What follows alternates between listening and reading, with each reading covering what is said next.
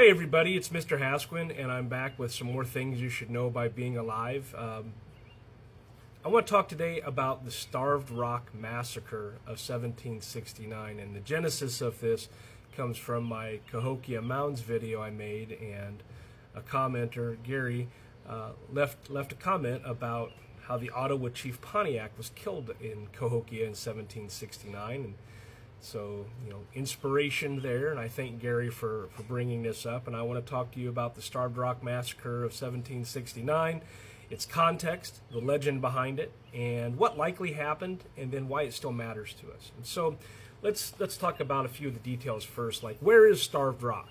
Starved Rock is this towering sandstone bluff along the Illinois River near present-day Oglesby and Utica, Illinois.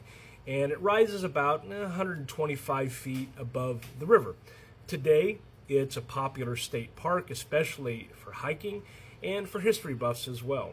But the name Starved Rock comes from a tragic legend of a massacre that happened there in 1769.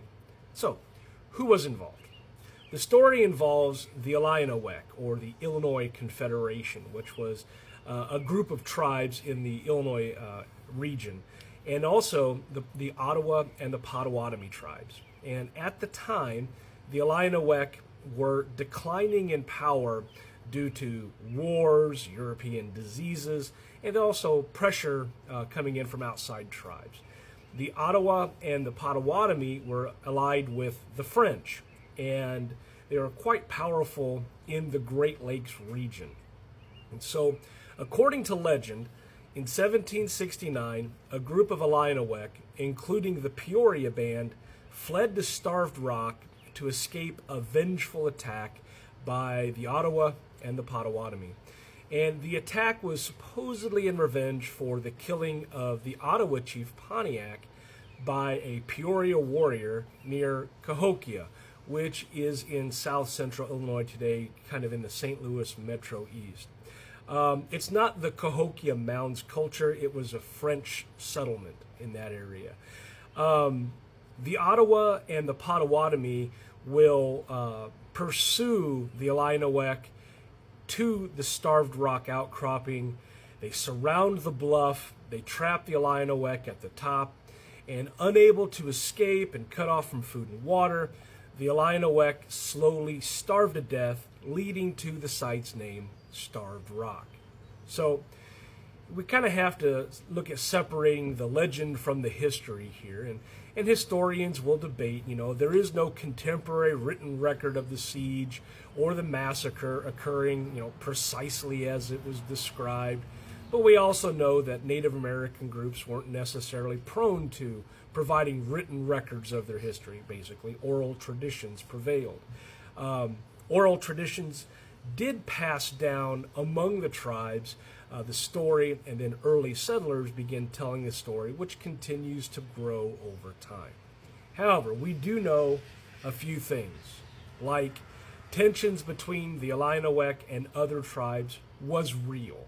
The killing of Pontiac did spark retaliatory violence against the Peoria and the Illinois. Now, Starved Rock's geography would have made it possible. It would have been defensible.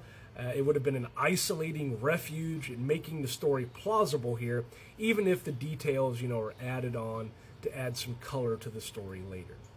But for the broader context here, if we're looking at the mid-1700s in the Illinois country, we're looking at a place that was under French control, and it was fading after the French and Indian War, because the French and Indian War lasted from 1754 to 1763. The tribes in the region were beginning to adjust to British colonial power and also shifting alliances that are taking place in the absence of the French.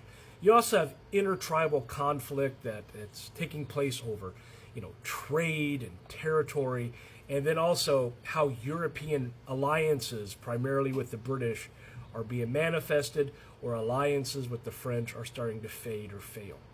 So the Illinois' decline will continue, and eventually it would appear that the Illinois eventually disperse. They join other tribes, or they move south, or they move west, but they really never remain as a cohesive regional tribal power. Okay, so why does it matter, right? That's the why of history.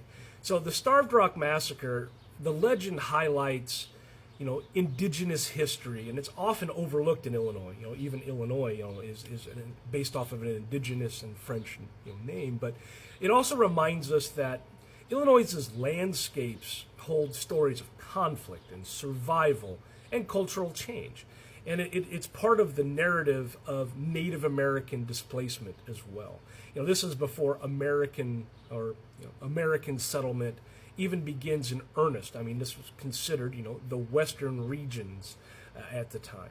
So, about Starved Rock today, I feel like I should, mention the fact that today Starved Rock is a state park, and it's one of the most visited natural sites in Illinois.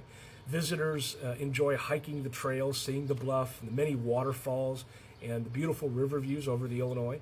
The story of the massacre is part of the interpretive history. It reminds visitors of the land's layered past. So whether myth or rooted in truth, the Starved Rock Massacre legend is, it's a window into the struggles and the conflicts and the human stories that shaped Illinois before gaining its statehood. Just kind of wrap this up, I guess. The Starved Rock Massacre of 1769 is a story of survival and conflict and tragedy on the banks of the Illinois River. It reminds us to look deeper into the places that we visit, and also the layered histories that those places hold. If you learned something new today, if this piqued your interest, please like, comment, follow for more things that you should know by being alive, or go find my Cahokia Mounds video as well, if you go back and look at my profile. But I think this story is important because local legends like the Starved Rock Massacre connect us to the past and also to the people who came before us. And isn't that what learning history is all about? I want to thank Gary for, once again, the inspiration. I appreciate the interchange here and his comments. Thanks for watching.